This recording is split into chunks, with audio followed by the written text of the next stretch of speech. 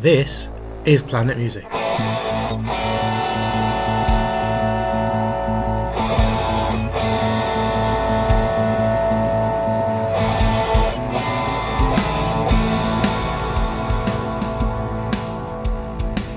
From the makers of Planet Marzipan. In a streaming world, we're proud to be a podcast that celebrates the art of the album.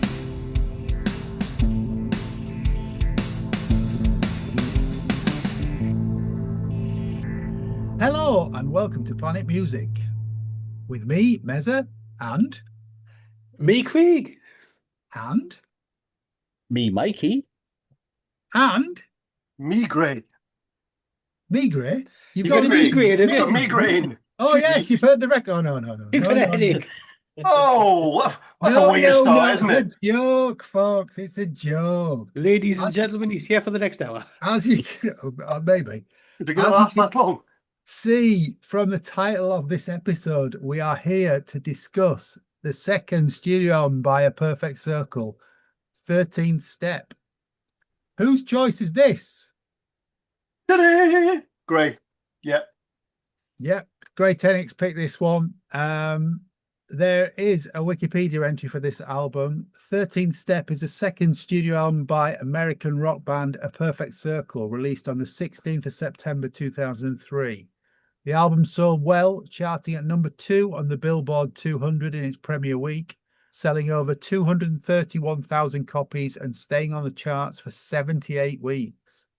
The album went on to be certified gold on the 4th of November 2003 and as platinum on March the 24th, 2006. 3 singles were released from the album: Weak and Powerless, which topped the mainstream rock tracks and modern rock tracks, followed by The Outsider and Blue, which also charted on the respective charts.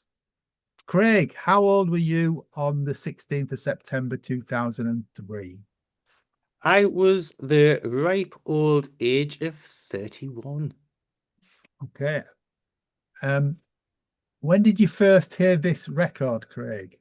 About a week ago. Not even a week ago. What day are we on? Today's Tuesday, and we picked this on Thursday last week. So We did. Yeah. Mikey, when did you first hear it? Friday gone. Friday gone. Okay. And I first heard it today. So hey, the man what knows this record. Gray, what does this record mean to you and why have you picked it? So 2003, I spent a lot of time working with Americans. So my musical tastes, not necessarily my taste, but the stuff I was listening to was influenced a lot of what was available in the American PX stores in places like Doha and Kandahar and places far flung from Europe. ending in ha. Yeah, anything that ended in ha. Hardy har har. And so it was things like sort of Three Doors Down, 12 Stones, the American sort of alt rock, indie rock type stuff. I hadn't heard Merde Nom. I hadn't heard the initial album from this. But when the single for this came out, I was like, oh, this is quite interesting. Watched the single and got slightly freaked out. Watched the video for it, got slightly freaked out. But it's a deep album, and I think there's certain aspects of it that deal with. I mean, we'll go into it. Obviously, it's the 13th Step. It's based around the 12 steps from Alcoholics Anonymous, and it deals with addiction in various ways. But it also deals, I think, with isolation and loneliness in a way in bits of it, and that really rang true at the time. There was being far flung and not having the support mechanisms that you were used to. But Maynard Keenan, for those of you who aren't aware, Maynard Keenan would be lead singer for Tool, lead singer for 13th Step, and lead singer for Pucifer, sort of, and all three are entirely different. The subject matter is different, the way he performs is different, but I am pretty obsessed with all three of them, to be honest with you. I've just seen 13th Step over in Tilburg, 2 weeks ago, which was brilliant because they played 6 songs from this, which was fucking stunning. Wow. Okay. Well, that's why we're talking about it, folks. You got initial reactions to it, Craig? Before we go into detail. It's not quite what I thought it would be, knowing no nothing particularly about the album, but knowing some of the artists like Tool and stuff like that, knowing a little bit of their stuff, but it's absolute marginal stuff. And it's not as heavy a sound as I was expecting it to be. You know, I was expecting it to be more like crunchy and akka-akkas, and I mean there are bits and bobs of it in there. You know what I'm like with the old I love you akka-akkas. with your akka-akkas. It makes me But think no, of akka milk, but yeah. yeah, well, Akka milk. it's more like akka milk than anything. Yeah, You know, yeah. but no, it's surprised me. Yeah. Mikey, what do you make of it on first few listens? I can relate to a lot of this. And personal disclosure, my partner will have reached 9 years of sobriety this November, so hats off to him. So there was a lot of this hit me hard. Yeah. And I've seen a lot of what this album talks about firsthand. Now, the funny thing is, had I heard this at the age of 30 when it first came out, I wouldn't have got it. I wouldn't have it would have just passed me by, and I would have gone, what a load of noise, and don't get it, you know. But you know, it's 52. It just rings differently, you know. I think, I mean, I don't know how old these guys when the album came out, but obviously being in, you know, being artists, they'll be surrounded by the themes that this album talks about. And I know there's they mentioned somebody from, was it Alice Alice in Chains. the lead in singer, yeah. Chains? Yeah. So yeah, I've seen the damage that drugs and alcohol and other addictions can do to people. Quite a lot of people that I've known in my life. And so yeah, it struck a chord. It really did. Yeah. Wow. I've got a full disclosure this evening, guys. I've already told you this, but I'm going to say it on the pod as well. I haven't really given this the amount of plays I would like to have given it. I've only played it today, and my day, as we've just discussed, hasn't quite gone to plan, so I haven't played as much as I wanted to today. So I've just taken it on the way it sounds. I haven't had a chance to look into the lyrics or the meanings on the record, and this comes from a world that I don't really get, if I'm honest. Don't do Tool. I'm aware of them. Don't do any of that sort of Queens of the Stone Age or Marilyn Manson or anything like that. So a lot of these people on here, I don't know. I mean, I'm aware of Maynard Keynes, but and Josh Freese, obviously the drummer, I'm aware of from his time with the Foos. But yeah, this is completely alien to me, this record, if I'm honest. So it should be an interesting evening. Yeah, I mean, it's interesting. So just before we go in, as a singer and as somebody who writes material, I find Maynard Keenan really, really fascinating, because I've always had to write with a guitarist. Although I can play a little bit, I find it really hard to translate what I want into music. And the various bands I've been in, the sounds of the bands have been very, very different, because it's been a relationship with somebody. And if you look at Tool, Pucifer and A Perfect Circle, the guitarists and the main writers of the music have a huge influence. Although the subject matter is different, the sound is very different. I'll be interested. I mean, I'll eventually get around to adding each of the three bands in our talks, but it might take me a couple of years to get permission to do so. I have a But it's really interesting hearing the different I'll have stuff. a sick note when you pick the next one. All right, okay. Yeah, have a note from my mum or something. Yeah. Okay, let's get into it. There are 12 tracks on the standard version of this record. The first track is The Package. Craig, I'm going to come to you first. Look at his face. He's smiling, folks. He's smiling. Yeah, I was just trying to keep Pepper at bay here, because she's determined to rub her face in her dad. So it's got quite a quiet start, with a little bit of percussion and a quiet guitar riff to it, and it seems to it lulled me into a false sense of security because I thought, oh, I was expecting it a bit more raucous, like an angry start or something to the album, and it don't get it. It builds you up nicely. I love the percussion and just the way that it does build. I mean, you don't get like a big like metal style guitar riff till about 3 minutes in, and it's a 7 minute track. But 4 minutes 10. 4 minutes 10. it's a 4 minutes wakes you up. 10. It does wake you up. Yeah. But and it's something that I noticed as well.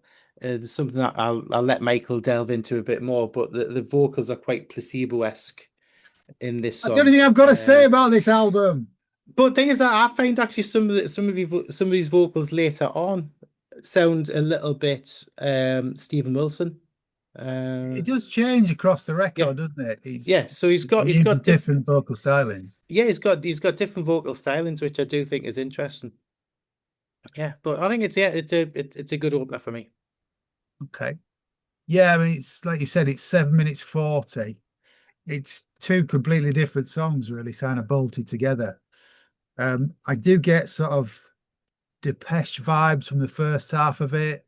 The way that sort of the drums are really sort of thin, very thin sounding and skittering across the top of the bass. I mean, I'll say this before, Mikey, the bass playing on this record is phenomenal, and it's mixed very high into the mix. It does sound like Brian from Placebo a lot on this record, certainly on this track. And I struggle with the first half of the record because I couldn't get that out of my head, if I'm honest. That's not a bad thing. I mean, do you like Placebo? I've seen Placebo, so I'm supporting My Chemical Romance with that a few years ago. As Craig says, at 4 minutes 10, the whole song blows up into something completely different. Big metal riffs, incredible. At 5 minutes, there's an amazing instrumental section which goes on for about a minute. It's just fantastic, full sounding. The bass is high in the mix, brilliant. The guitar playing is very. This probably doesn't do it a service, but it reminds very much of The Edge. It's that sort of style. It's it's colours rather than riffs at times. Yep. But anyway, that's my take on it. Mikey, what do you think of the first track, The Package? I love this. I think it's a wonderful album opener. What I will mention from the off before Graham does is that there was a Japanese edition of the album put out with a extended version of this song on it, which runs for 9 minutes 33. You can hear it on YouTube. It is available. It's got a very slightly extended beginning by only about 10 seconds, but the outro, which I absolutely love because it calls back to the intro, goes on from the 6 minute 25 mark all the way to 9 minutes 30. You've got 3 minutes of outro rather than a minute and a half. It is wonderful. It just gives the whole song just a bit more even balance between the start and the end, because I feel that the beginning's a bit top heavy on the album version because you've got that amazing loud section, if you like, and the outro just didn't feel long enough for me, and the 9 minute version plays out wonderfully. So if you can find it on YouTube, have a listen. It's wonderful. The start of this really surprised me because I thought the rhythm and the sort of like pluck guitars reminded me of something from the Hertz album that we covered. And my next kind of vibe was very industrial Depeche Mode. And then you get this following of very Cure style guitar riff going on. But like Craig, I was also not expecting, the first 4 minutes of the song to be quite as chilled as what it was. I was expecting a lot more bombast from the off. But I agree with you, that point at the 4 minutes 5 or 4 minutes 10 or whatever, where he does the give this to me part, wow. The guitar work that you mentioned, John, it's just that feedback and distortion thing going on. Like you say, it's textures rather than riffs, and it really lent itself really well to it. And that's was it the 4-minute 50 mark? There was like interlude. Yeah, Abs the bass reminds me of Royal Blood. It's that sort of Yes. distorted big Yeah. bass sound. I mean, like you say, John, the bass work, well, the rhythm section in total, the bass work and the drums for this album make it for me. I think that it's just off the charts. But I love the whole thing about the song, which was, going somewhere to, score, pick up your drugs. I just want to get my package and then I'm going to be gone, kind of thing. Um, Comfort is a mystery crawling out of my skin. Just give me what I came for, then I'm out the door again. Wonderful line. But it happens quite a lot through this album. He does these wonderful mantra style lyrics. The lie to get what I came for, lie to get just what I need, lie to get what I crave, and lie and smile to get what's mine. It's one of the fundamental bases of an addict is the lying and deceit. And it, it just, honestly, it just struck so many chords. And I was like, I've been there, I've seen it. Um, I just think it's nihilistic where it needs to be and melodic where it does as well. It's a beautiful marriage. A really powerful opener. It's not my favorite on the album, but it's right up there. Okay. Great. I've heard somebody liken it to Smeagol and his Precious, where he's really nice and he's trying to, it starts off where he's like really nice and trying to sort of smooth over people and be like, and then you've got that, that's where the soft guitar and you've got the rim shots with Josh Freese. And I mean, the way Josh Freese plays this album is just out of this world. There's a theme around the stuff that we listen to. A lot of it is that rhythm section driving everything forward, and this is no exception. But it's the way the song changes when it's like "Give It to Me," and he turns and if you ever watch any of the live videos, Maynard Keenan, he embodies the character he is singing, and in this, there's a song that he does with Tool called "Sober." And this is very similar to this as well, this kind of thing. And he basically rocks backwards and forwards, and it's that kind of addicted bit to behavior thing where he's like, and it's almost terrifying to watch because he's like so engrossed in the story he is telling, and you can hear that in the characters that he plays in the lyrics and the way he sings. I get the Edge reference because there's that. It's all that kind of. He's not playing chords and melody. He's playing atmosphere and harmonies and all interacting with everything else that's going on. It's a really good. It was quite surprising when I first heard it because you say he's like, oh, hang on a minute. If you'd listen to it, it's not as heavy as you would think, given the circles that they were they were likened to and what have you, until about 4 minutes 10, or I think it is, and then you go, oh, there we are, right, okay, they can do it when they need to. It's a brilliant opener. It's nowhere near my favorite song on the album, nowhere near it, but it's a really good opener for me. And I think there's a guy that's broken down the 12 steps, and I've dealt with members of the family dealing with alcoholism and friends with addiction and what have you. So I know where Mikey's coming from. I've never looked at the 12 steps before today, actually. It's like the first step is admitting you're powerless and that your life becomes unmanageable because you have to get that next thing. And that's when the package is the reference to the material aspect of the addiction. You've got to get the thing that you need to do that. And that's this guy's the one that says, so if it's like Smeagol and his Precious, it's not a case of that he wants it, it's a case of needs it. and it's that nihilistic thing. You will destroy yourself and you'll destroy everybody to get what you need. Dark album, as I said in the homework post, deep dive on a deep album. So it's Not a Saturday night record, is it? no, it's not. I'm not sure Okay. what night it is actually. Let's see if it perks up on the second track then. Oh no, it's called Weak and Powerless. Track 2. Craig. Yes, this is the pop single. Oh no. Is it? Of course it is. It's the hit. Yeah, desperate and ravenous, weak and powerless. This is, I mean, there are so many drug references and everything crammed into the lyric of this song. And you know, just what Graham was saying about, you know, this is somebody who's knows what power this addiction has over them. And yeah, it's dark as. But thing is it's not musically, it's not as dark as I would have expected it. It's got no, it's not a lighter a light tint, like a lighter sound to it, but it's got a driving bass riff and stuff throughout it.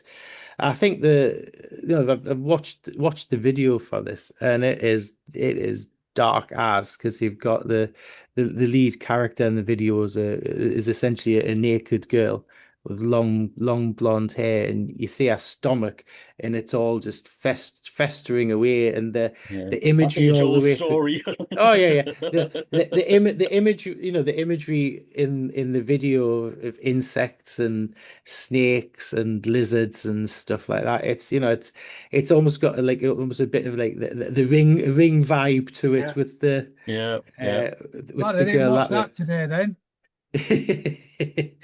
But no, it's this. To be fair, this is probably closer to what I expected the sound to be. But no, I think it's interesting song. I'd say we're dark as, but you know, happy, carry on the theme. Okay. It kind of starts with this off-kilter drums and then American guitar sound. I don't think it's a patch on the first track. It's again, I've not looked into the lyrics on this, so please forgive me for that, but it's quite an ordinary sounding track. I'm surprised that this was a single. The lead single as well. Yeah. I mean, it must have been the first thing that they finished. I don't know. It's just, it doesn't stand up next to the first track for me. The first track's amazing. This is quite on one level, I think. But it's got to be for radio still, because especially the way that radio in America was, you've got to hit the right. This could be 10 or 12 different bands. It's not. Yeah, sorry. I mean, even Gray's nodding here. It's quite generic, you think? Yeah. Until you listen to the lyrics. Michael, Gay.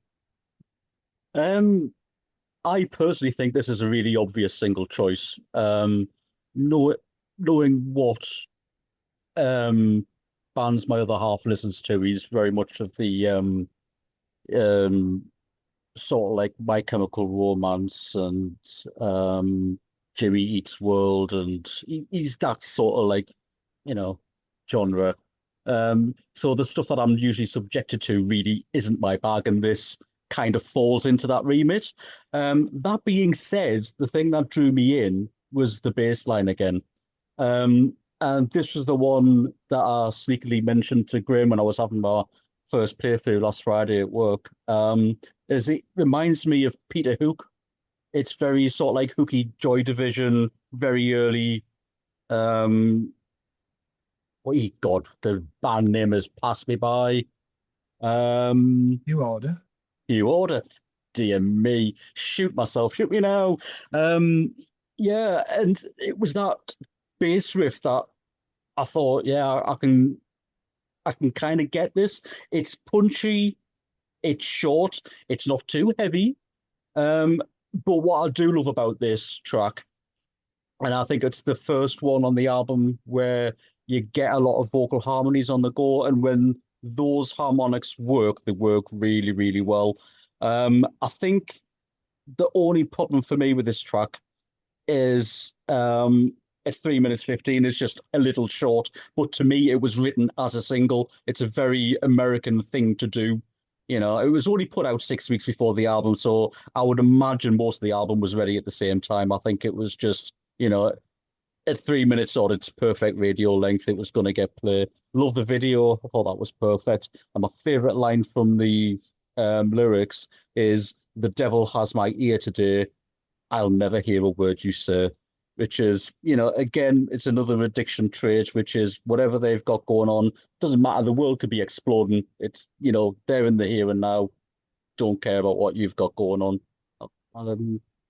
Like you say, when coming off the first track, it isn't a patch. But I do truly believe it was a very wise single choice for the first one. I think just listening to you guys talking, you and Gray in particular, talking about this stuff, I think that's the disconnect I've got. Yeah. I don't know people who've had serious addictions, apart from my own bloody record collecting one, but I've not lived through that. And I think that's helping you guys to connect with the lyrics and the emotion in this record. And I think that's what's not helping me. Yeah. Sorry. Great. No, I get it. So it is an obvious single for me as well, and it's very much, when you said the American guitar sound and all that kind of stuff, and that's exactly what it is. It's that kind of short, sharp. It doesn't reflect the album, but it would make you buy it. Do you know what I mean? In American, and we need to remember the time. I mean, if we look at around the time it was going out, I'm going to look at Josh Freese at the time, because he was the Guns N' Roses to come to this, like, didn't he? Yeah, well, but he left Guns N' Roses. But if you look at sort of 2001 to 2003, so that when it was being written, when it was being recorded, because and Josh had been in the album with the band since the beginning. But his sessions included Puddle of Mud, Rob Zombie, Three Doors Down, Avril Lavigne, The Offspring, Evanescence. He did Fallen. He was a drummer on Fallen for Evanescence when they re-recorded it. Do you know what I mean? So everything that was that kind of American music chart topping rock stuff that we didn't call metal or what have you, but the Americans called it hard rock and all that kind of stuff. That's what they did, and they were really good at designing something to hook you into the album, and that's what it done. But it falls into the album goes over a couple of themes, and it talks to you from the perspective of the person who's addicted, or it talks to you from the perspective of the drug, or it talks to you from the perspective of somebody who is watching a loved one or experiencing it through somebody else. This is the second. So the package and this are from the perspective of the person who is addicted. It's that cycle of addiction. They know that something's wrong. They know that they need the next fix. They know that it's wrong, but there's nothing they can do about it. And there's the lyric, someone feed the monkey while I dig in search of China, white as Dracula as I approach the bottom. So it's that kind of junky. They're not well, they're not healthy, but they know all they're interested in. You know, somebody get the monkey off my back, because I just need to get this sorted. When somebody's trying to help them, little angel, go away, come again some other day. The devil, it goes on to the devil has my ear today. I'm not going to hear a word you say. I think what I like about this is Maynard Keenan has not had an addiction problem. He doesn't do drugs. He's not been an alcoholic. He's talking about it from experiences with friends, family, people that he knew in other bands and all that kind of stuff. So I think it's really clever to be able to do it. I love the fact that there's no real guitar part in this. It sounds odd, given you say about the American guitar sound. Both the bass and the guitar for me are rhythmic and almost complementary to the drums. They're almost percussive the way they're played. I love the fact that the bass isn't a single note riff. It's like that played as almost chords or double stops. Really, really clever. Again, it was the song that dragged me into the album, but it's not my favorite. Okay. There's far better to come. Michael, let's move on. Track 3 is The Noose, Craig. I like this. And I was thinking, what does it remind me of? Because we're back to the Krieg remind me of, and the guitars and take the lyrics out completely, and the jangly kind of guitars are like 100% 1990s Duran Duran. Def Yep. Definitely. If you listen to some of the stuff in that, like on the wedding album and that, it's just it's there. This and the next track, Craig, Yeah. is what I've got. 'Cause if you take that snapshot where they weren't really releasing stuff in the UK, so after the wedding album and Thank You, Yeah. they had Pop Trash and Middazaland, Yeah. and these two tracks that are coming up, I wrote, if Duran Duran was heavier, this is what they would sound. Yeah, yeah. So well done. Well done. This is what I got from that. But I just like the imagery and the lyrics on this about, tug your halo down and essentially turning somebody's halo into a noose. And it's like, yeah. I watched a live version of this from June. That was up on YouTube, and and considering it's a very slow track until about 4 minutes in, when it picks up and builds to a bit of a crescendo on there. It works really, really well. But I think this is actually one of my favorite tracks on the album. Okay. I think it starts off quite slight, almost as like a demo or a jam. And they kind of build it from there. It builds across that 4 minutes, doesn't it? It builds from something very slight into this really powerful thing at the end of it. Again, it still sounds like Brian to me. So it's maybe, I actually had never thought of that. Oh, I can't get it on the end. I'm listening to it now, and it still sounds like But it's maybe why I like it so much, because I love Placebo. Yeah, but I don't know what he looks like, and I do know what Brian looks like, and in my head he's singing this. Oh, he doesn't look anything like the lad No, I from know he the guy doesn't, from but, Placebo. I don't know what he looks like, but he doesn't look like that. But yeah, He looks more like Nosferatu, to tell you the truth. Yeah. No, he looks he looks a bit like Uncle Fester, especially when he's got the eye makeup on. Yeah. But yeah. Back to the Addams Family. Yeah, it's better than Weak and Powerless. It's more interesting. It builds, all leading up to the next track. But Mikey, what do you think of The Noose? I'm going to second Craig. This was vying for my favorite track on the album. It's a 1-star. I'm not going to give it a 2-star, but it's definitely a 1-star track.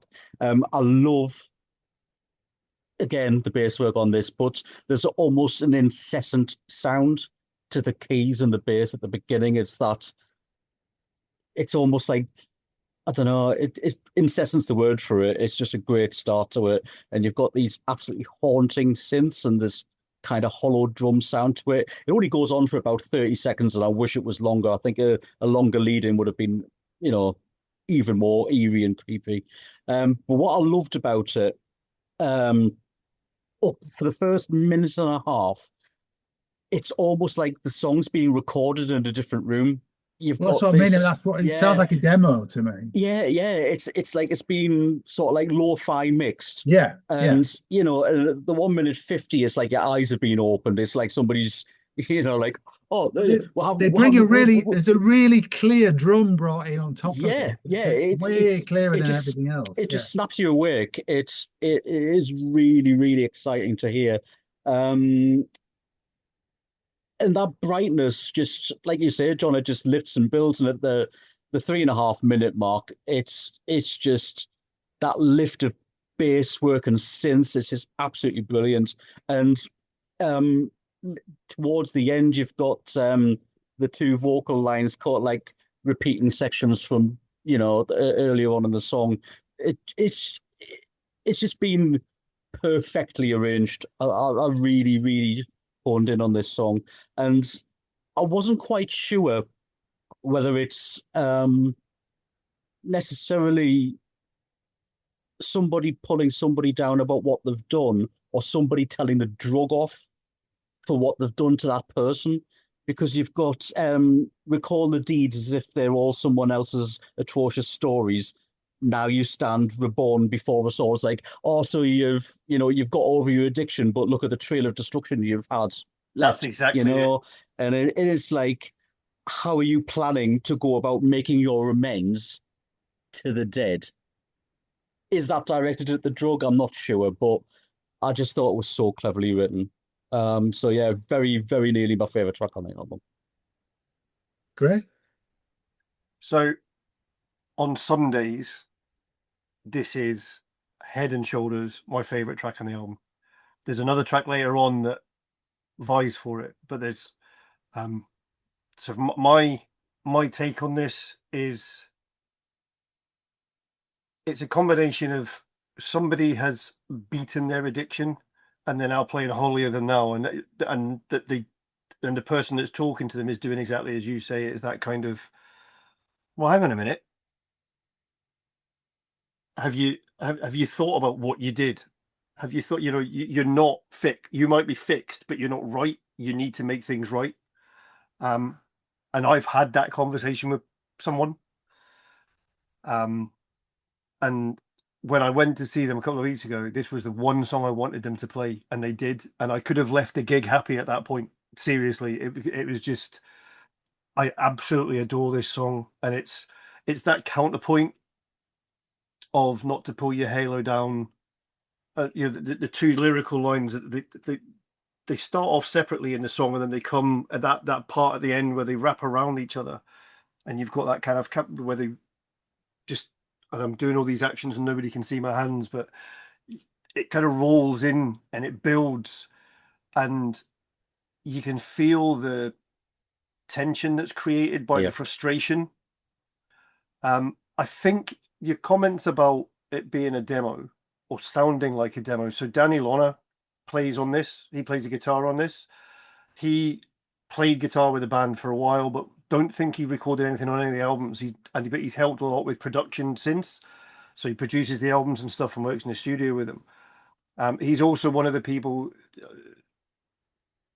don't know any if you've got a hard copy of, probably not. No, you've only known it for a week. So it's dedicated to one of the Howardells, one of the Keenans, and one of the Lonas. So basically, Maynard's mum who died, Billy's dad who died, and Danny's dad so even though Danny wasn't part of the band, they were a community, and it's dedicated to his dad. They didn't die from drug overdoses as far as I'm aware, but it's dedicated to the three of them. And I think the song was an idea from Danny, the guitar part. So it might be the fact that it was something he'd sent in, or an idea that he had that was then built on, so it does have that kind of feel. I don't know. Yeah. Okay. But lyrically, it's so clever, and it's, again, Mikey, that the production of it, the arrangement of it, just it's entrancing. So clever, and live it's amazing. Okay. Track 4, Craig, is Blue. Yeah, I'm trying to figure out, listening to this song musically. It continues a bit of the jangly Depeche Mode kind of stuff until it gets to like 2.5 minutes in, and there's some great guitar work in that in, and it just kicks in a bit more there. But lyrically, it's just dark as fuck. I mean, it's all about like, oh, denial. Oh, just turning blue. Oh, I'm being optimistic. Oh, there's no smoke without fire, and all the rest of it. Say, what the hell? It's just sit there and stare at you. Oh, yeah. It gives this song gives me the ick. It really does. The lyrics not just give me the musically. I think it's absolutely cracking musically, but lyrically, it's just like, no. Okay. Yeah, it's a bit like Brian singing with The Cure for me. This very much The Cure, the intro. As I say, I've not really looked into the lyrics. I'm looking at them now. It's more, as Craig says, it's more of the same, really. Call an optimist, she's turning blue. Such a lovely colour for you. Such a perfect colour for your eyes. Call an optimist, she's turning blue. Yeah, I don't know what else to say about this. Mikey, help me out. There's a section in the series of Breaking Bad where somebody's sort of like lying in an opium den, for want of a better expression, and you can see people sort of like fitting and, you know, tongue sticking out of the face, and people next to them are just like, what? And it's like, you know, they're so off the baps, as Craig would say, that they're either entranced by it or they don't understand what's happening. It's like they don't see it as death; they just see it as some experience. You know, it's some great trip. Oh, just turning blue. You know, it is as creepy and as dark as fuck. There's no two ways about it. That being said, there is a remix of the song called the Bird Shake remix. It is very Depeche Mode. So I suggest if you find this version of it a little bit too dark, go down that route because it's brilliant. This was the one that I thought that build towards the end with the guitars and the drums and the bass work. This was the one I thought was very sort of like mid-level Duran Duran. But you're right, John. The first thing I wrote down for the opening was it's Cure, it's Placebo. You know, I know one of the guys was vying for this to be the first single, and there was a bit of a set to about which one was going to be. One wanted Blue, and I think the other wanted I've got it written down, The Outsider. Outsider. So because they couldn't decide, they went with neither and went with, you know, the Weakness track instead. So yeah, it's I don't know where I sit with this one. This one was a difficult one for me to get into. But that being said, the bass work made it for me. There's a gorgeous bridge in the middle, just around about the 2-minute mark. But the outro for me was what made the song, and the outros where they exist, you've either got abrupt ends on this album or you've got really long outros which work really well, and they're usually quite atmospheric. It goes on for about 50 seconds, but right towards the end, I had to literally turn my volume up to max because you've got these really haunting vocals and synths going on, which It's really sounds quiet, yeah. like, honestly, it sounds like nothing when you've just got it at a standard volume. But if you really crank the volume up, it is awesome. So it's worth listening out for. Right. Right. So musically, I think this song is absolutely superb. And again, like kind of like Weak and Powerless. And let's go back to the Frost album. There's a real juxtaposition between the lyrical content and the musical content. The music for this is quite upbeat and quite jangly and quite nice, and you can hear it. And then you read the lyrics and you're like, what the fuck? I mean, apparently this was written from personal experience. One of Maynard Keynes' girlfriends was a heroin addict. Yeah. All right. And it's written from the folk. It's like someone who's not an addict that sees somebody who has had an overdose that is going blue, but can't accept the fact that the addiction has had that impact. And they're saying, it's a lovely shade of blue. It looks really good on you. Because they're trying to convince themselves that things aren't quite as bad as they are. Which makes it even fucking worse when you think about it. Yeah. You know, it's like, it's just, but how you can write that and get it across in a song, you know, if you, John, you hadn't listened to the lyrics, but you heard the music, and you probably wouldn't have twigged that the subject matter was so morbid, which is really clever. But it also means that if you don't pay it, and this is, we talked about this on a number of occasions in various albums, things that you don't get because Mikey and I particularly kind of analyze lyrics and kind of hang on lyrics.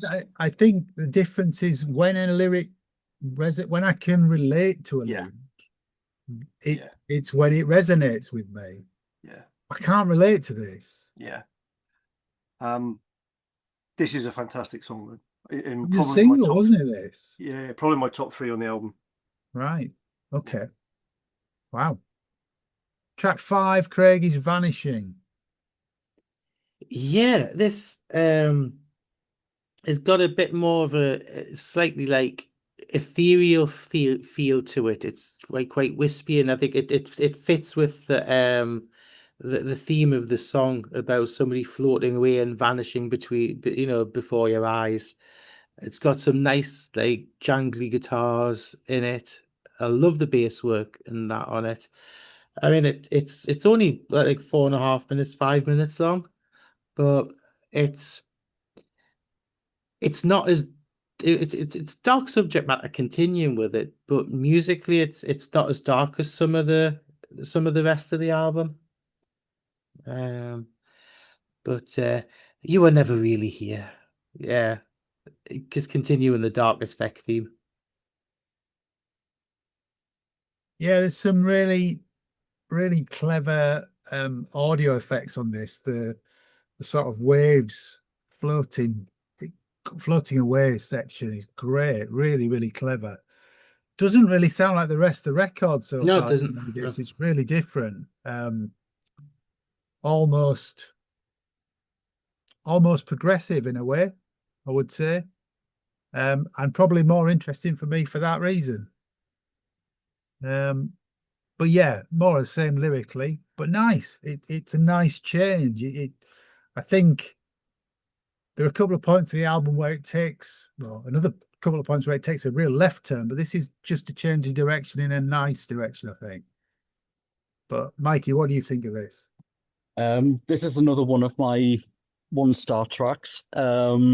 It's Greil probably mention it, but the reason why this probably sounds nothing like anything else on the album is because it was actually a lost track from the first album, which got reworked. I'll let Graham go into that one. But I just love the fact that it just goes bang straight into it. And like you said, John, there's some wonderful effects. And the layered vocals are just absolutely beautiful. The drums driving through this with the bass. And like you say, it's leaning towards the progressive. It's not a conventional song structure. You've got changes at the 1-minute mark where you've got this sort of like dream state, opium den kind of thing going on. Then at the 2-minute 40 mark, you've got that change again from the guitar work of the floating away section. And you've got again about 1.5 minutes of outro, and the guitar work is absolutely sublime. My favorite line in the song happens to be nothing about the floating away thing. It says, like a thought brushing up against a sigh. It's just poetry. I just think it's wonderful. I haven't listened to this album enough to sort of like say, oh, that's my standout track. There's a lot of them bubbling around the surface, and this is one of them. I think it's so cleverly written. And I think the fact that it's not as conventional as the last 2 songs that we've had is a nice shift in pace without being too abrasive. It's really good, really good. Yeah, great. I think it shows another side of what they can do.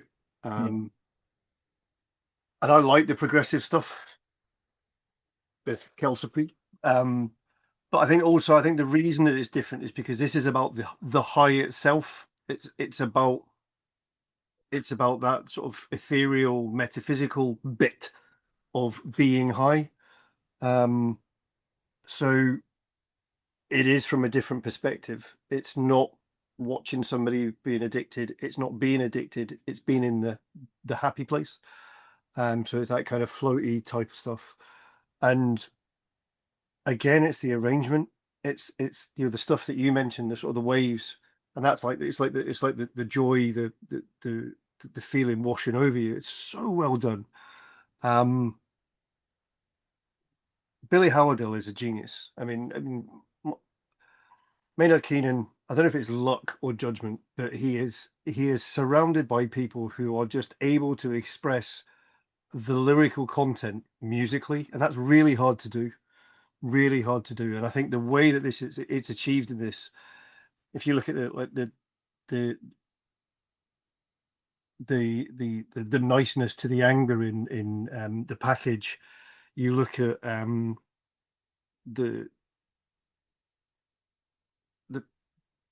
aspects of being dependent in some of the other tracks, and then this, they're all so different. It's really quite a clever way to do it, particularly, and I've said it again, if it's not something you've experienced, to be able to write about something and draw on everybody else's experience and build it together, it's a pretty piece of, it sounds really quaint, but that's not what, you know, I mean, it's a really pretty piece of music. It really is nice. I love it. Okay. Change of pace again.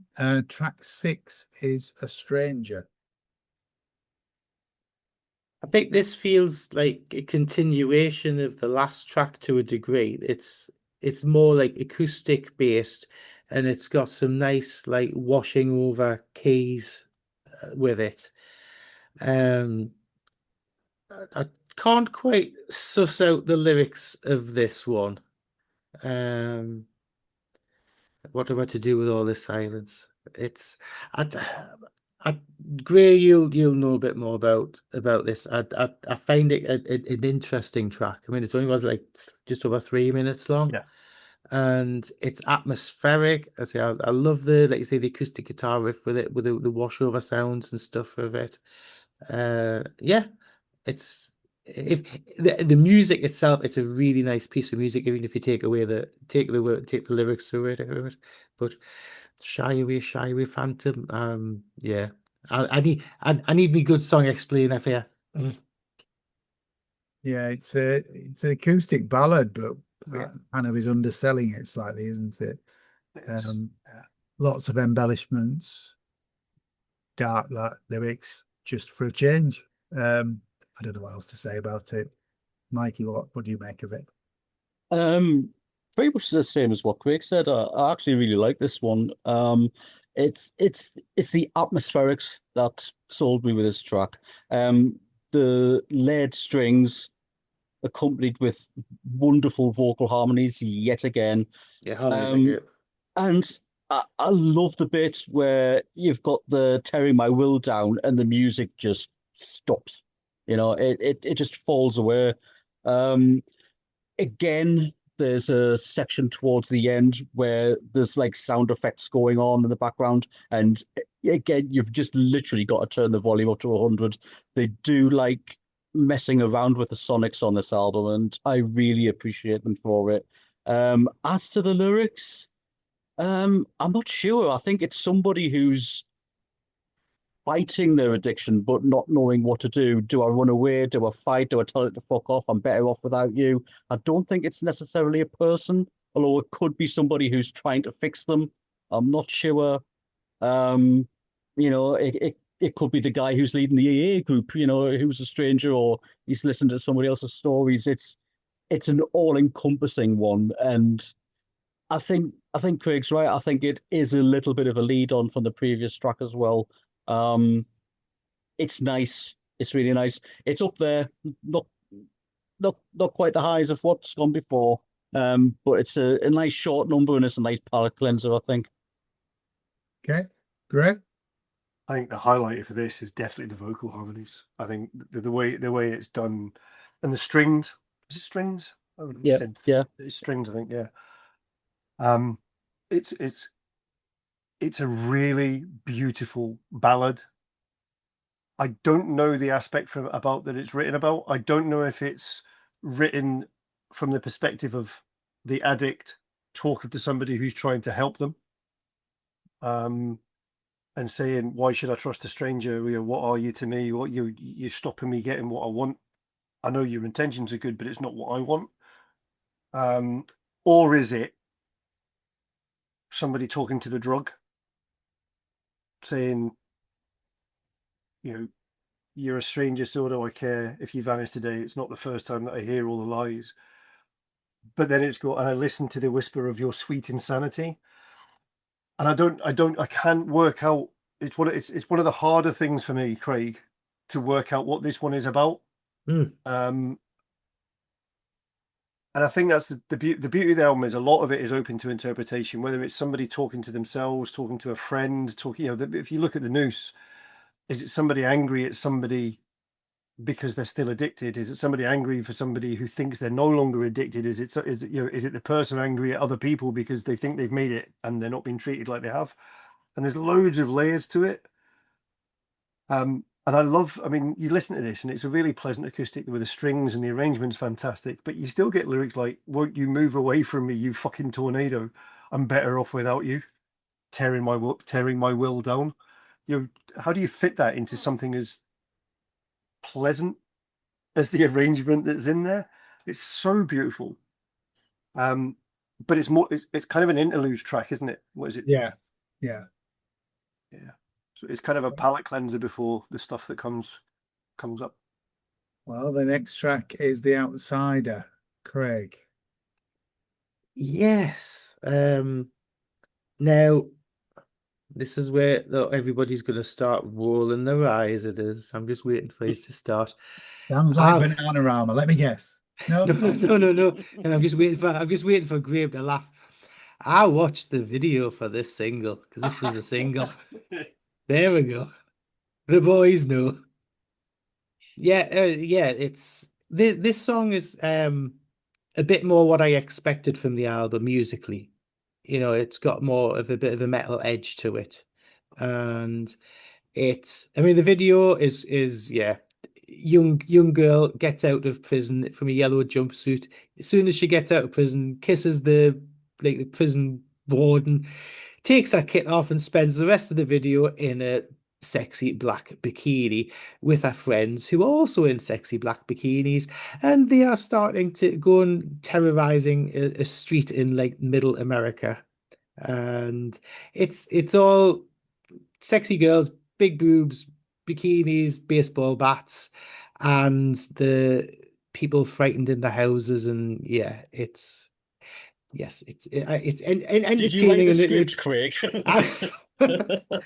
It's very much of its time, shall we say? Yes, it's very 2003 way of selling a song to a young American male audience, and me.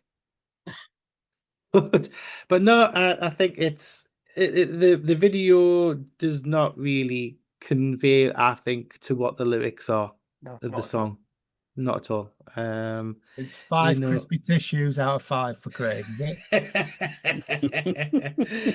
Yeah, disconnect and self-destruct one bullet at a time. Yeah, it's what's your rush? Everyone will have your day to die. Is it somebody not quite having a go, but trying to get through as an outsider to the person who's in the situation that they're in, and they don't understand the addiction? It's just a case of pull yourself together, sort yourself out, and get on with it. Yeah, it's that kind of man up attitude that we no longer support. But yeah. What that's got to do with sexy girls in bikinis? Yeah, I don't know, but I'll go with it. Okay, I haven't seen the video. You'll like it. Yeah, I'm sure I will. Yeah, I think the standout of this track is the vocal performance for me. The anger that he portrays in this vocal is just brilliant. I mean, the track's got some girth, shall we say? It's got some bottom end, and it kicks. Yeah, it's good. It's really good, this track. Probably one of the highlights of the record for me. This. Yeah, I like this. Mikey. Well, I'm going to turn everything on its head here. This was just a little bit too American rock for my ears. I was getting the usual massive placebo vibes at the beginning. At the 1 minute 20 mark, when you've got the Medicaid drama queen line, it all suddenly goes very Marilyn Manson. That being said, there are 2 breaks in the song, one at 2 minutes 20 and 1 minute at 3 minutes 15. Both of them are just really short breaks, but one of them's bass and drum led, and the second one is guitar led. They're playing the same kind of theme and melody, but they're played out differently, which I really, really honed in on and liked.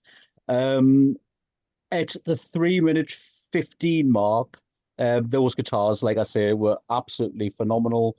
And I love the way the song just ends. It is so abrupt and so brash.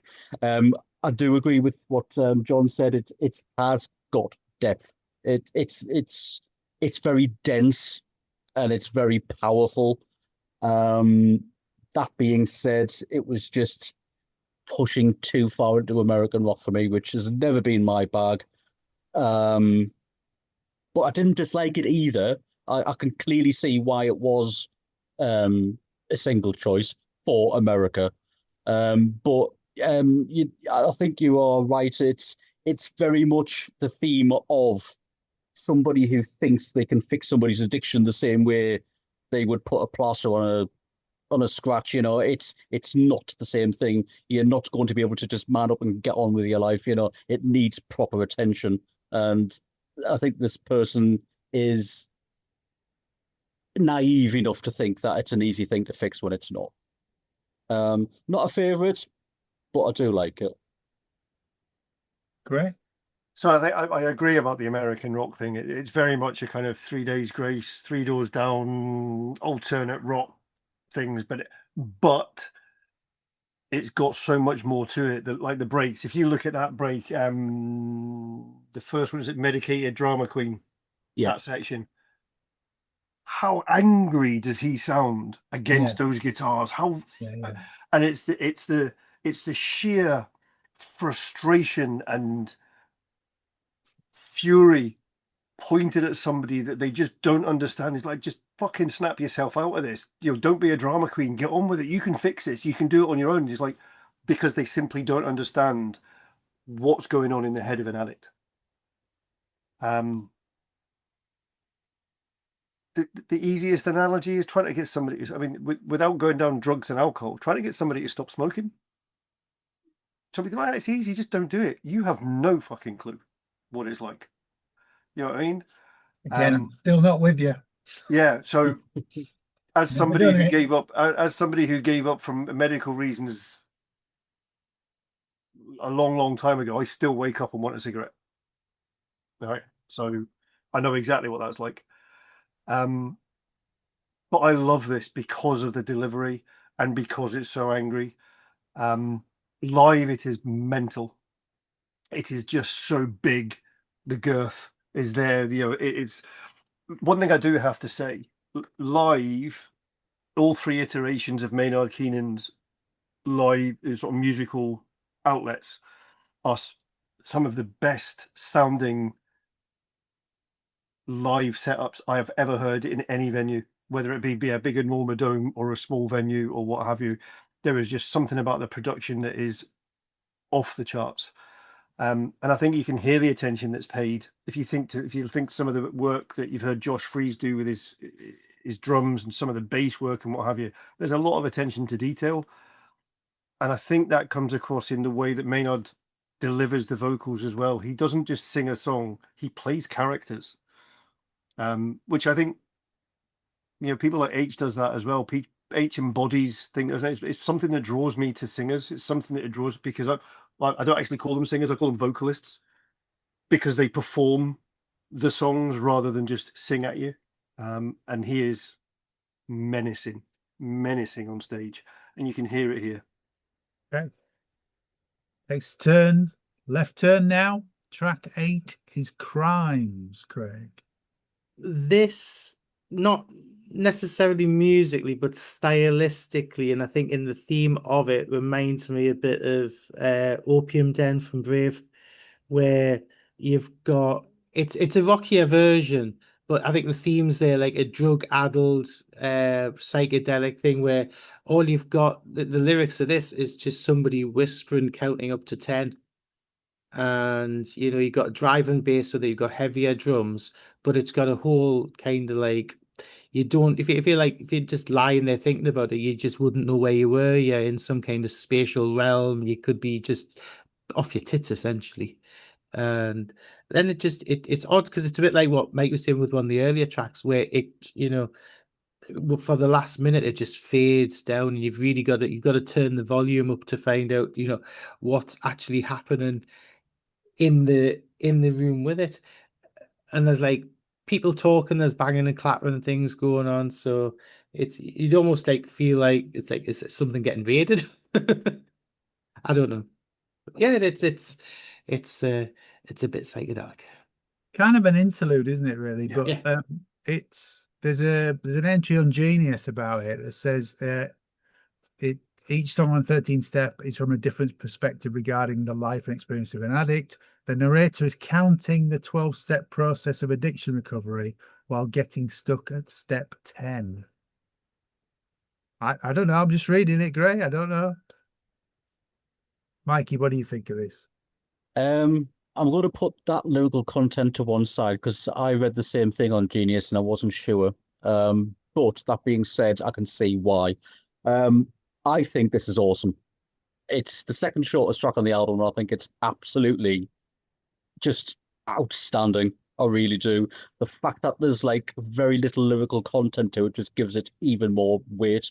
The drums on this, the incessant drumming that drives on the count up to 10 is just absolutely amazing. And the guitar, when it comes in, is nihilistic. It's uncomfortable. It makes you feel there's a sick feeling in your stomach when you listen to it. I just think it's just so beautifully done.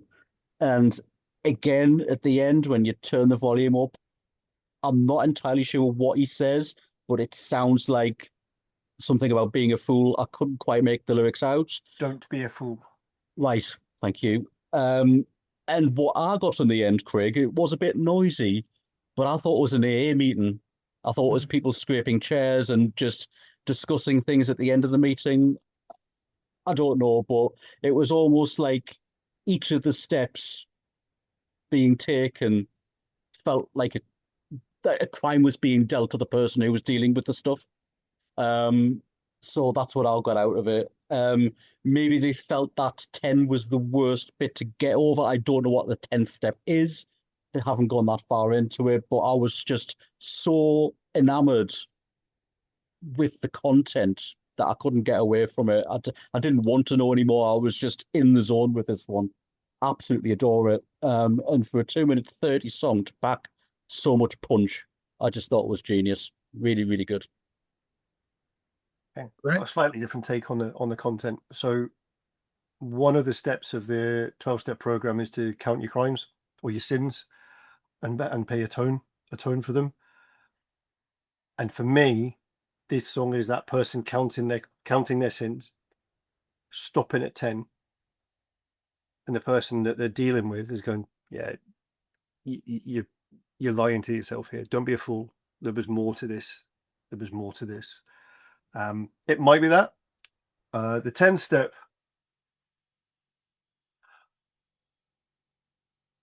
could also be, where he says stops at the 10th step. So the 10th step is to take a personal inventory, and when we were wrong, admit it. So it kind of aligns with that, I suppose, as well. If they're counting, they stop at that point because they can't admit it. Don't be a fool. So it can be taken one of two ways, I suppose. But it's an incessant track. Yeah. It's that it gets under your skin.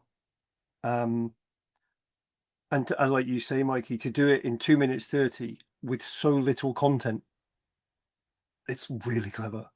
But it's just a bridge. At the end of the day, it's kind of an interlude between The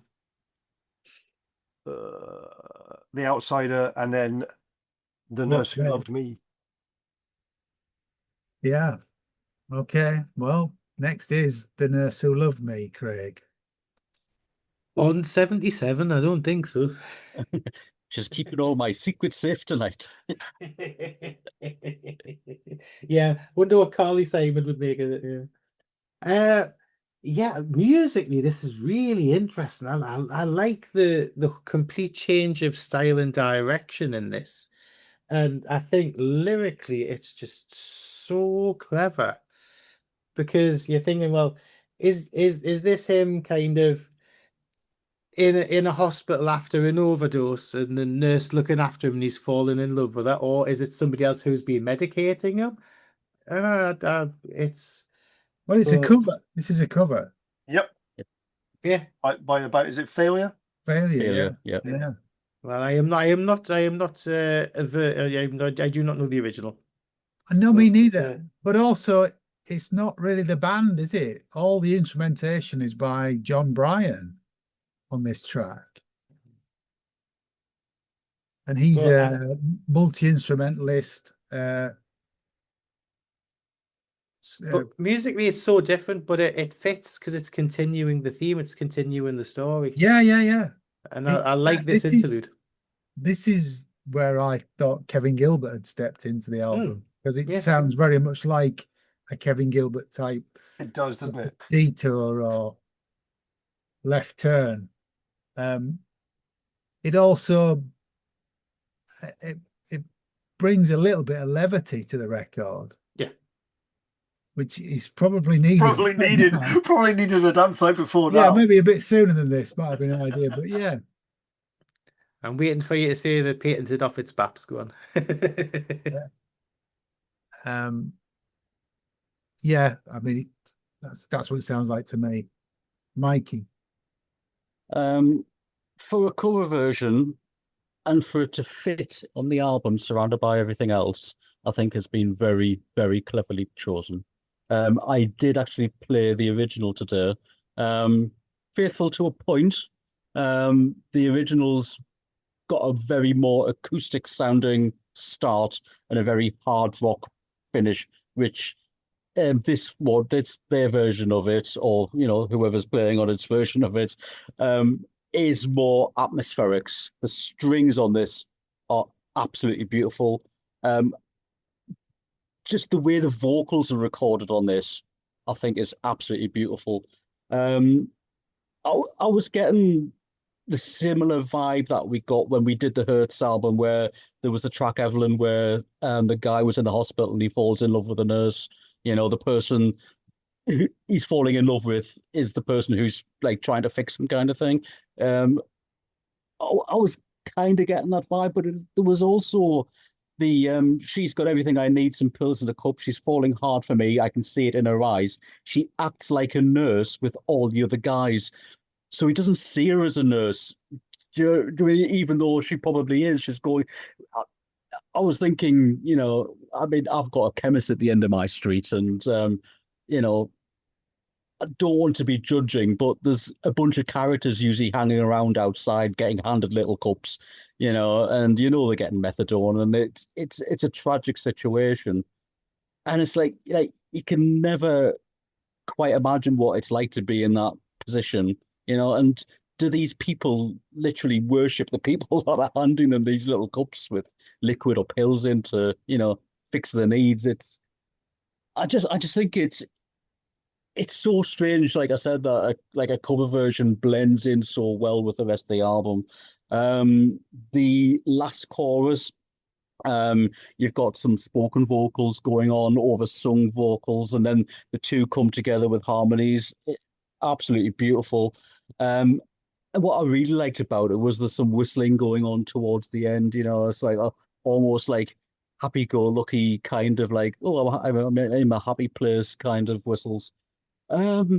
This very nearly vied for my favorite track on the album, which is an awful thing to say when it's a cover version, but I just think it's beautiful. I think it's seriously beautiful and much needed at this point on the album. Okay, great.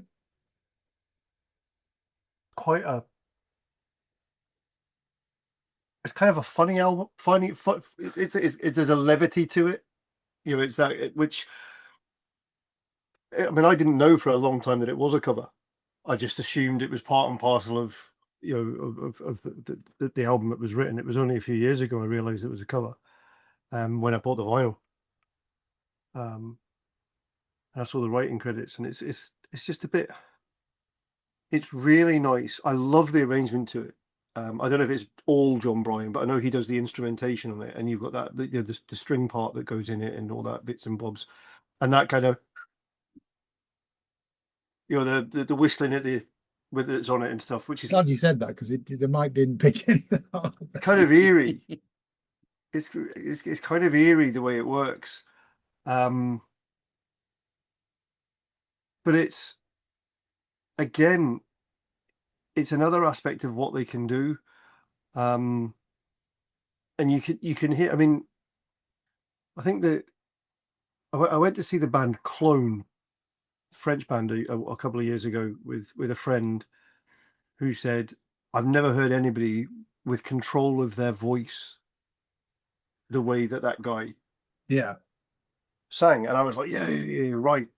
I said, there's somebody else I know who can do it, but I'm trying to remember who. I don't know why I didn't think of Maynard Keenan straight away, but it's him.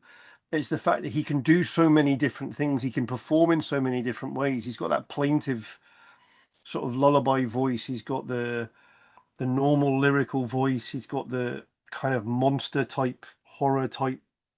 He never does the I call them Cookie Monster vocals. He never does that kind of the growling stuff, as far as I'm aware. That But would he's be just it. got That would so- be it for me if he did.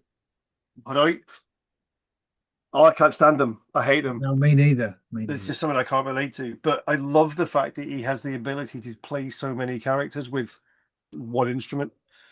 Yep. It's just a nice song. And I think something that a lot of people would relate to, thinking that somebody is dealing with them differently to everybody else because they're special, or they believe they're special. Track 10, Craig Man Pet Man Pet is Why Pet. you bugger? Not quite half feed as in pet, but No, you know. it's not, is it? No. This, if we're going down the prog analogy route, if this was this is a, for all intents and purposes, a concept album, and if you mirror this to the wall, this is the track that mirrors Mother from the Wall in respect of the lyrical theme. Lay your head down, child. It's got all the things, I will take care of you. Yes, you've got like the war stuff in it, but it's almost it's just got the parallels to Mother in my eyes, and not necessarily in my ears, but in my eyes to So this. it doesn't sound like it, but yeah, I know what you mean. Doesn't sound like it, but it's the I'll keep the boogeyman away. I'll protect you from all life's harms and stuff. To a American, bit more of a slightly metal sound. This one's got a bit more crunching guitars, and it's got a bit more menace to it, whereas the last tracks were a lot mellower. But no, I like this because I like the theme of it. I like the word imagery in it. And I said, and Mother's one of my favorite songs from the Wall, so it gets a free pass. I think this is probably my favorite track on the album. It does sound like very Porcupine Tree to me. This Yeah, I get it. very Stephen Wilson with a little bit more bite. Maybe when it gets crunchy, it's really crunchy, which I don't think they do aside from maybe Anesthetize. But this is really good, and it kind of rises and falls as well. It's not all on one level, this track, which is always a bonus for me. Yeah, this is my favorite track on the record. Mikey. These last three tracks for me are, I perceive to be a 3-song suite, and I cannot separate the three at all. So I'm going to give these next 3 tracks a 3-star rating, top-notch stuff. Best part of the album for me. And what's really strange is I mentioned like one of the previous tracks being a little bit too heavy for my ears, and this one should be following that. But that being said, I quite like 9 Inch Nails, and this one sounds the most 9 Inch Nails to me. And I love the fact that it just has that big crashing intro and it drops away at the 30 seconds mark. And like you said, John, it's got lots of ups and downs. Texturally, it's wonderful. If you can just park the crunchiness, texturally, it's just absolutely phenomenal. I think everybody's given 100% on this. I really do. Lyrically, Craig, I believe this is coming from the point of view of the drug, and I think it's far more insidious than what you were saying. Far more insidious. I will be the one to protect you from your enemies and all your demons. Fine. I will be the one to protect you from a will to survive and a voice of reason. It's good to protect you from everything good and bad. So for all the ills of the world. Same with the lyrics in Mother. Yeah. It's just I was just like, it's that I'm going to get you no matter what. No matter what you think you need protecting from, you're going to be so numb, you're not going to be able to fight against it. And I just think it's so clever. And like I say, part of a 3-song suite for me. They all go hand in hand. Absolutely amazing stuff. Great. I'm going to counter Craig's mother with Trust in Me from Jungle Book. And it is that I'll do the hypnotic eyes if you want. Yeah, it is that insidious. It's the drug speaking to the person, saying, "Don't worry about all that. I'll look after you. The good stuff, all the bad, just let it all go away. I'll take it." And it's the I think in my head, the angry bit of music is the person trying to fight the addiction, trying to fight the drug. And then because all the kind of the bit, is pay no mind what the other voices say.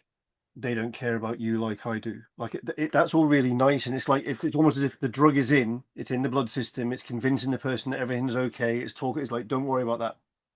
Ignore the nasty man. Ignore the fact that you don't think you want the drug. I'm here. I'm going to look after you. And it's really insidious. I am going to mention, I sent a link to Mikey during the week. So the album after this was a covers album. And they actually cover this themselves. But they do it. So I think, Craig, you mentioned the war aspect of this, counting bodies like sheep and all that kind of stuff. The cover version that they've done is called Counting Bodies Like Sheep. And it's written from the perspective of a political leader telling its people, don't worry, we'll keep you safe. Don't worry, we'll look after you. And one of them is, so this one on the album about addiction is about the drug looking after you. And the other one, so Emotive is it's a peace album. Every song on it is about peace, humanity, people living together. Really clever album. And this cover, because I was really confused when I first heard it, because I was like, that's Pet. But when you listen to the way it's done, one of them's kind of really industrial and heavy. So you think this is heavyweight to hear the other one. Brilliantly done. Like Mikey, I think the last section of this is one thing in my head. And it's either Noose or this is my favorite. Okay. Day-to-day. Well, track 11 or section 2 of the end, if you're listening to the other guys, is Lullaby, Craig. Yeah, the whispering, go back to sleep. With a voice like that, with the drum beat and with the girl's vocal. Fuck her, man. Jesus. What? It's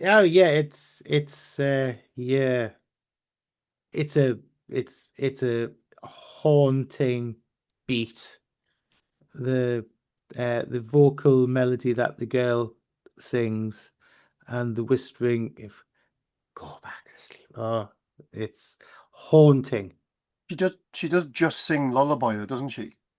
Yeah. Is it just Lullaby? Yeah, it is. Yeah. But like a do do do do do do do do like that way with the lyric. Yeah, it's just Not saying lullaby though, is she? Is she not? No. She says Lullaby. No. But anywho, yeah, another one of those skin crawl tracks. Yeah, it's weird. I'm sorry, it's a bit of an interlude for me. This It is an interlude. Yeah, it's not essential. Sorry, Mikey, talk it back up because I know you like it. Oh, it's awesome. It really is. Yes, it's an interlude, but it hinges these two songs together. You've got this drug that's basically said, "I'm going to protect you," and you've got this sort of like dissident feel to it, which is in some drug adult states, the thing that you need most to do is to sleep, and you'll have this semi-conscious awakening into sleep thing going on where you just can't sleep, and that's the drug kind of saying, you know, just go to sleep, just go to sleep. It's not going to happen, and that's the frightening part of it. No matter what lullaby's playing or what you're being told to do, it will never come, and that's the thing that really jolted with me. The distortion and the effects on the vocals on the go back to sleep lines are just amazing. It's not the same every time. It either gets more insidious or it gets more relaxed in its delivery. And it is Jabo singing, isn't it, Graham? I mean, it is almost like scat level, but it is so haunting. It's that sort of like insidious nursery rhyme kind of feeling to it. It makes my skin itch. I'm scratching my arms as I'm sat here. I think it's the perfect order to the previous song and necessary for the meaning for the final song. It's just brilliant. I think it's wonderful. Great. Sometimes it's really fucking difficult to follow him. Told you that before I started recording.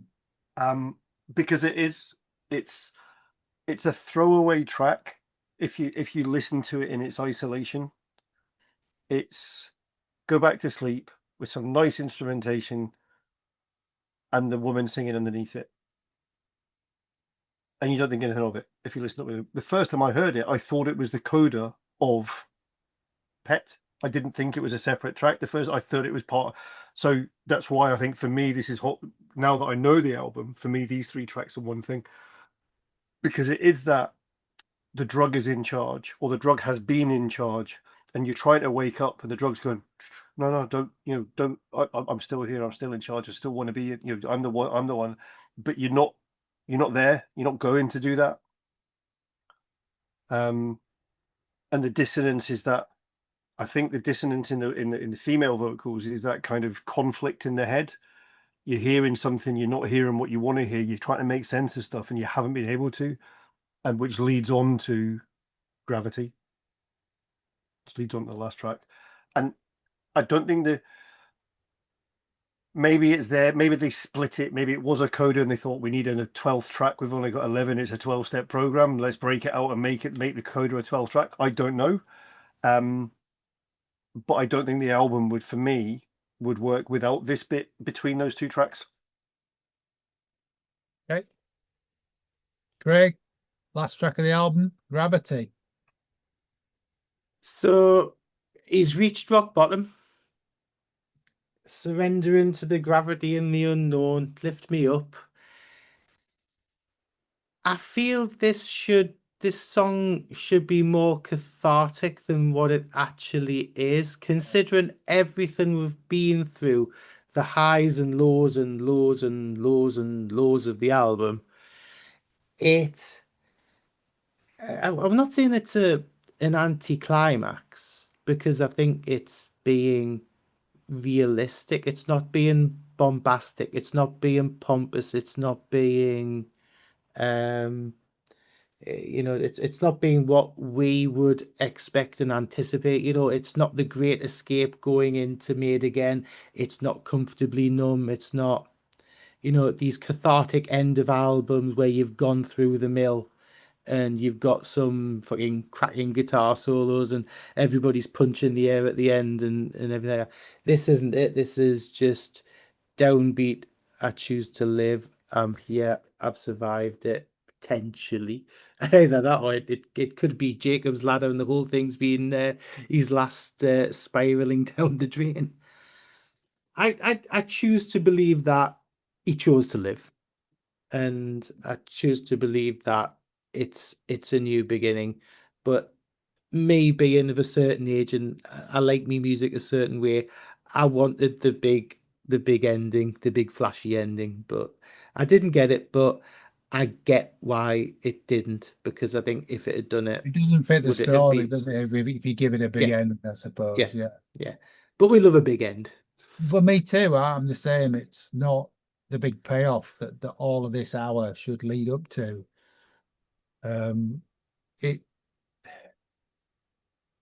I mean, it's at times it sounds like a band that I really love, which is Riverside.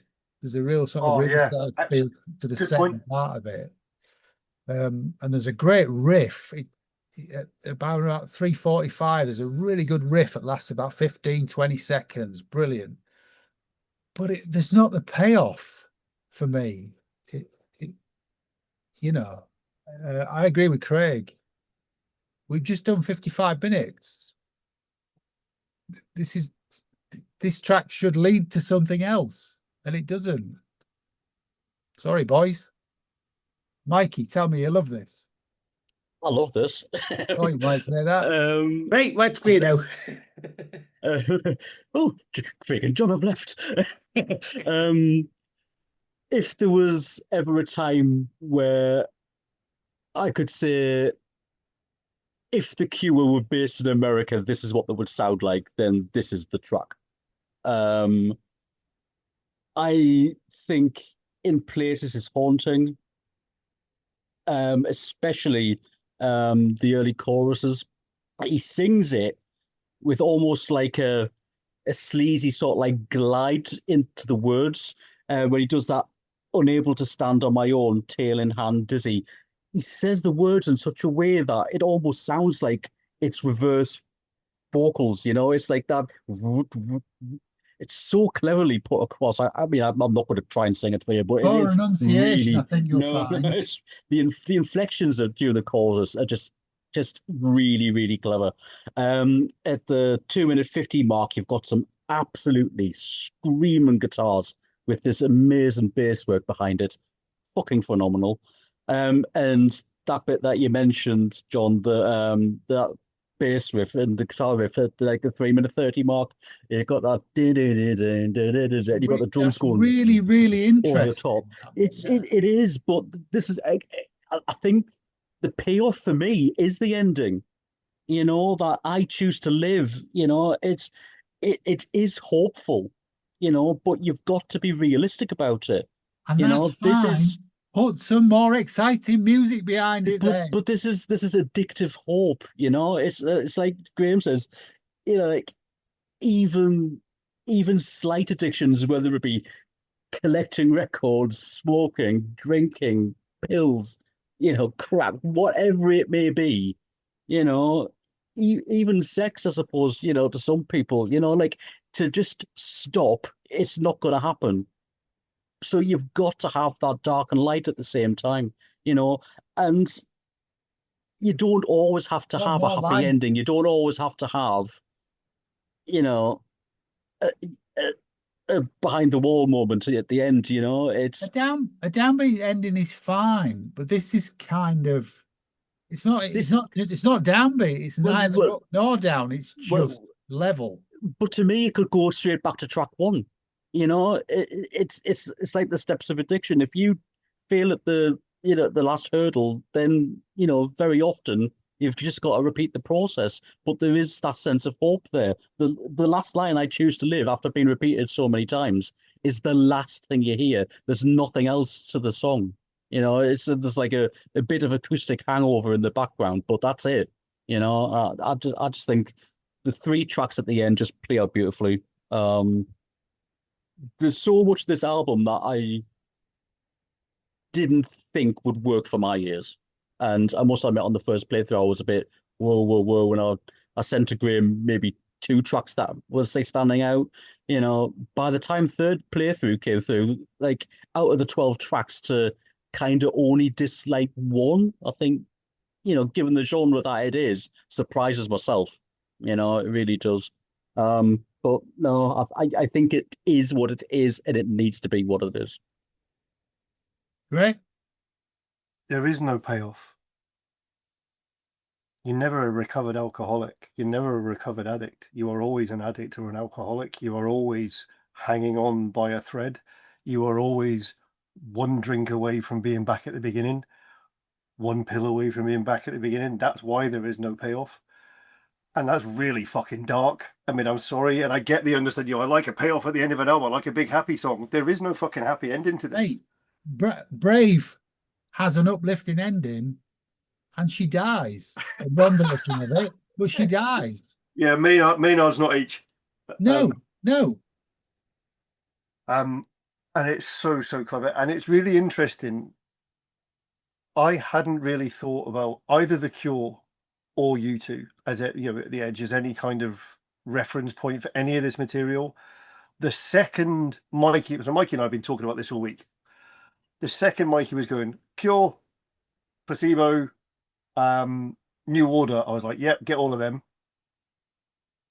I hadn't heard The Cure before, but now totally get it. And when he said if it was American, if The Cure had been brought up in America, this is what they'd sound like. I'm like, yes, totally get that.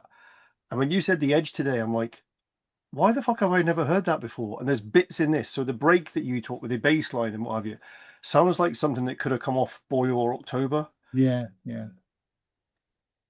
It's got that bass hook that the Edge plays around on top of. To me, that's what, and I hadn't thought of that before.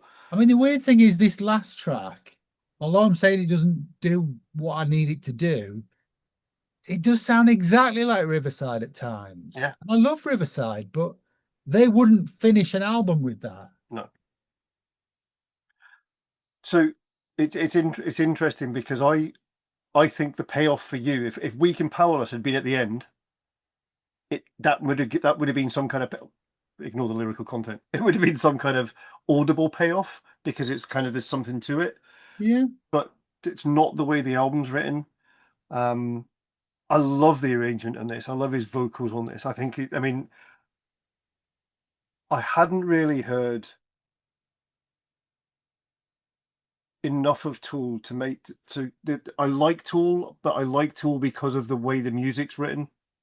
Between the guitarist and the bass, the guitarist and the drummer and Tool, the kind of rhythmic interplay between the two and the repetitiveness of what have you.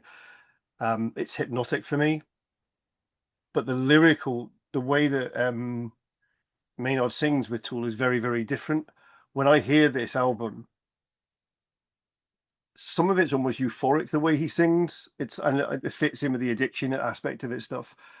And I keep on going about all the different characters he plays. And this one's really interesting, this song, because it's really well sung, it's really well performed. But Mikey was talking about the enunciation. It's almost as if it's reversed. To me, he sings like he's tired.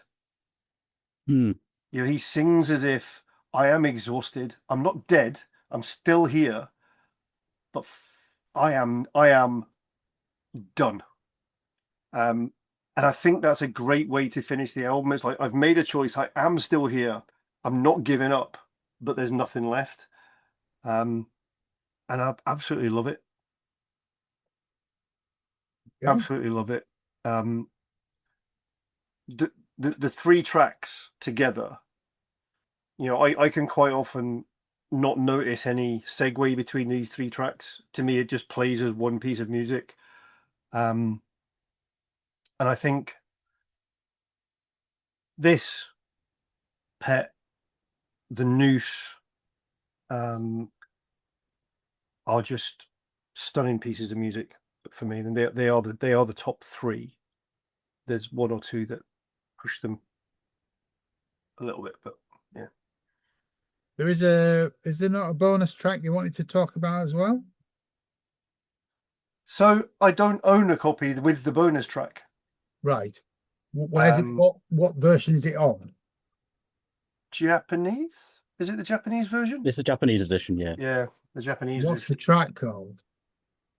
It's the package. It's the extended version Oh, of it's the package. just that. It's just an extended version of the package, yeah. Sorry, I thought there was another song you wanted to say. So, Okay.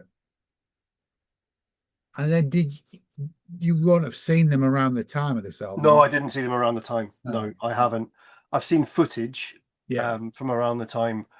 And luckily, when I saw them last week, it was this band that played. So the original members of the band are together. So it is Josh Freese and Billy Howardell and all, so it was really, really good to see that band play these songs. Yeah. And the songs from Murder Norm and Emotive as well. Yeah. Is there any relevance to the sleeve with the woman with the chili on her face? So she's from the video. It's not as chilly. It's not a chili, would you believe? What is it? It's a slug. It's a slug. Oh, it looks like a chili on mine. It's a slug, and basically she is the girl from the video, Right. Weak and Powerless video, which is horrific. I mean, let's be honest. I mean, the videos are even darker than the lyrics. It's like, I do have the vinyl, which is a glorious double vinyl, really, really nice, absolutely beautiful. But they've just announced remastered editions, and I'm trying to say no, because I do By have. the time you hear this, listeners will have ordered it.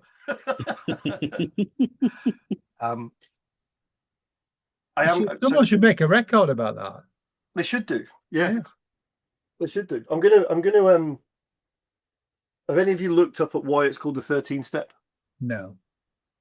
So there's a lot of theories about it. One of the theories is that 13th Step is acceptance. You know, it's the final part of thing. However, if you listen to a lot of the people, the 13th is actually really quite dark, because there's a theory that the 13th step of the 12 steps in AA is, once you are a recovered alcoholic but you still go to your meetings, you take an addict under your wing and take advantage of that addict.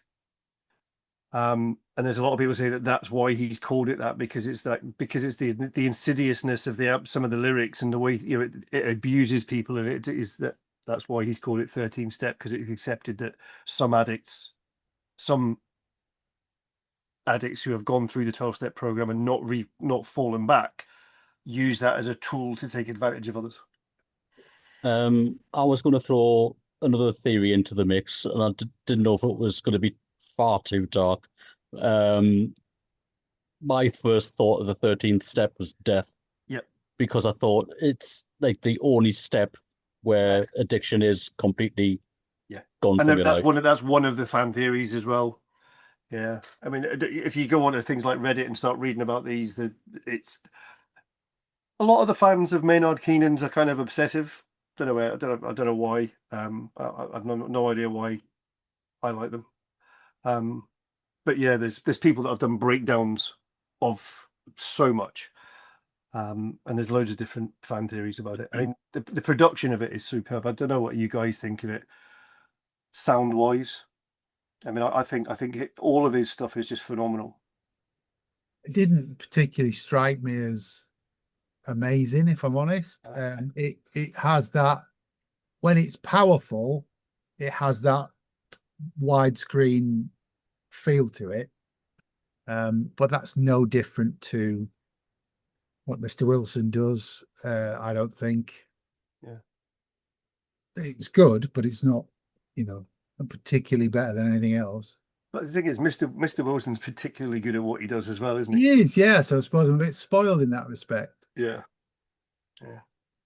What was around at the time this album came out, Mikey, in 2003? A lot of rubbish. Okay. Amazingly, well, I'm not going to say amazingly.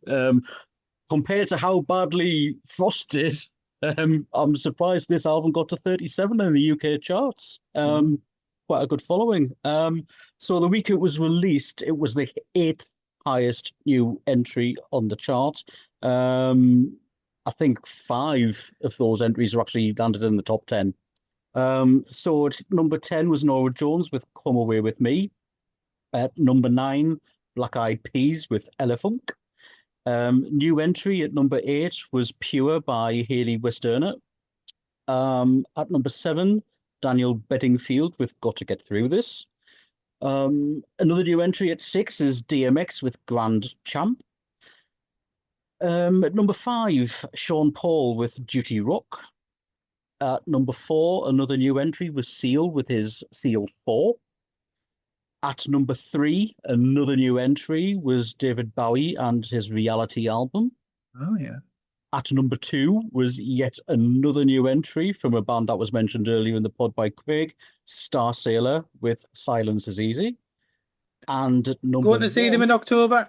When I say he didn't say it on the pod, he thought he was going to see him in October. Yeah. Yes, going to see them in October. In fact, Silence Is Easy might be an interesting album to do, or we'll see. What on the list? See. So yeah, at number 1 was Darkness with Permission to Land. Yes. So I'm going to give a different perspective on that. So if we look at, so the album was produced by Andy Wallace, right? Andy Wallace has gone on to do Ghost and loads of other bands. But if you look 2002 to 2004, we've talked about the American sound and the big American sound and the American single style and what have you. So Andy Wallace, between 2002 to 2004, produced System of a Down, Korn, Disturbed, Stained, Linkin Park, Blink-182, Sum 41, and Rise Against. So that kind of American rock, alternative metal style was in the DNA of the album. If you look at what he did, what Tool were doing at the time, what Josh Freese was drumming on at the time, the kind of work that he was doing, the album, it's amazing that the album actually has an identity of its own. Yes, it has bits that sound very much like what the American rock should sound like, but there's so much of it that they've managed to veer away from that and put the different sounds in. So yeah, I mean, production wise, for me, I love all of the studio overdubs. I love the way the vocals were recorded. I agree with John, it's not a fantastic production, but it works for what it for what it is. Yeah. I can still hear all the musicians very clearly. I'm not struggling to hear the bass. I'm not struggling to hear, riffs and things going on. It's all there. It's all present. And I thoroughly enjoyed it. I didn't dislike the production at all. I thought it was top notch, but it's not, We have listened to some outstanding, well-produced albums over the last few months, haven't we? We have, I Well, know, that's it. but I look again, just to back up what Grace's saying though, that it's the noose, isn't it? That sounds like Yeah. goes from that demo feel to that. I mean, that in itself just shows what the production is like to be able to create those two kind of Yeah, amazing. different I love studio that. effect. It's good. It's good, but we are a bit spoiled, I have to say, yes. Let's wrap this up then.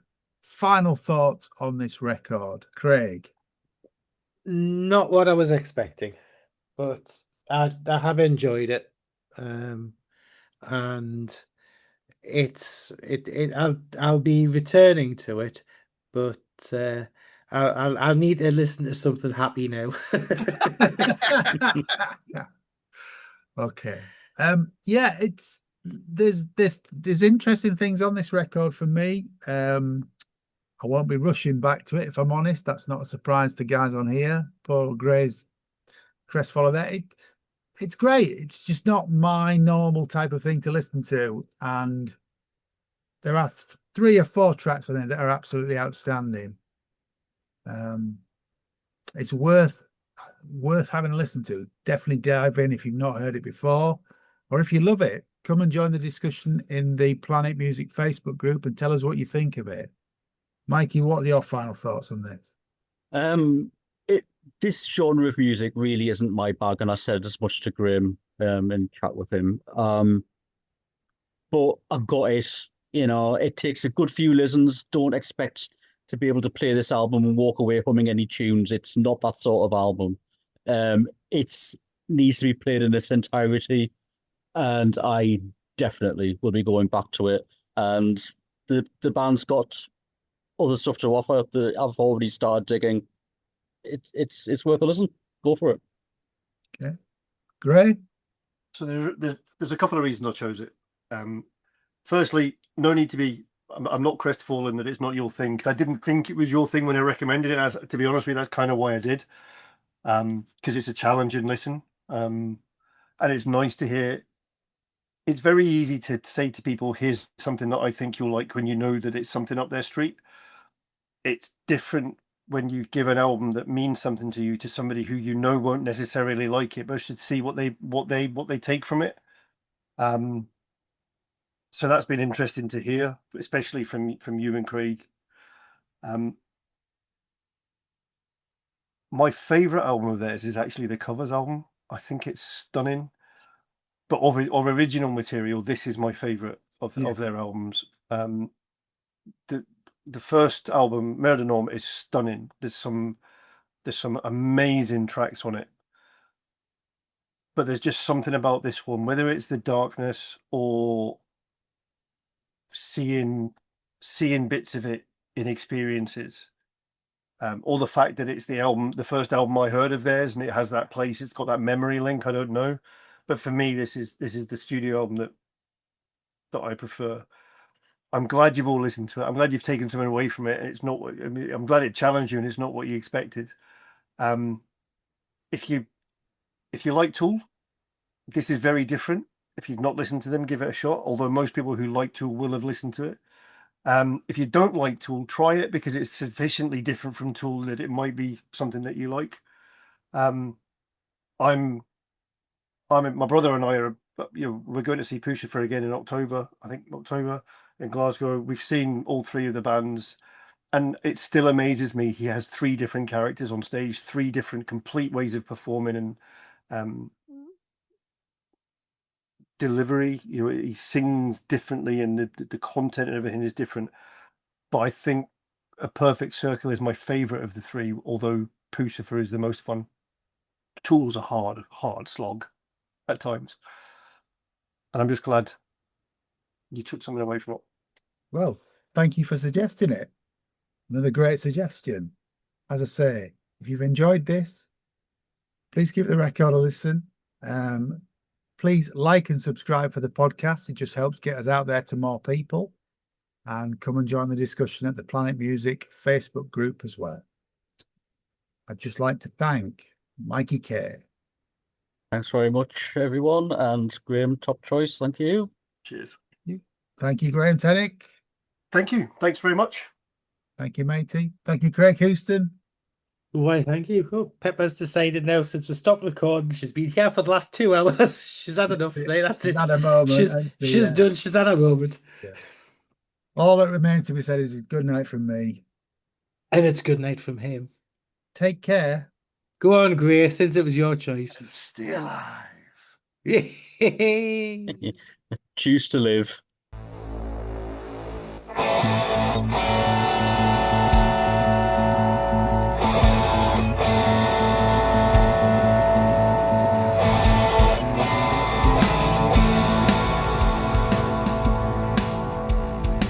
Thanks for listening to Planet Music from the makers of Planet Marzipan. If you like what you've heard, please like and subscribe, and maybe even join our Facebook discussion group. You can contact us at planetmarzipanpodcast@gmail.com.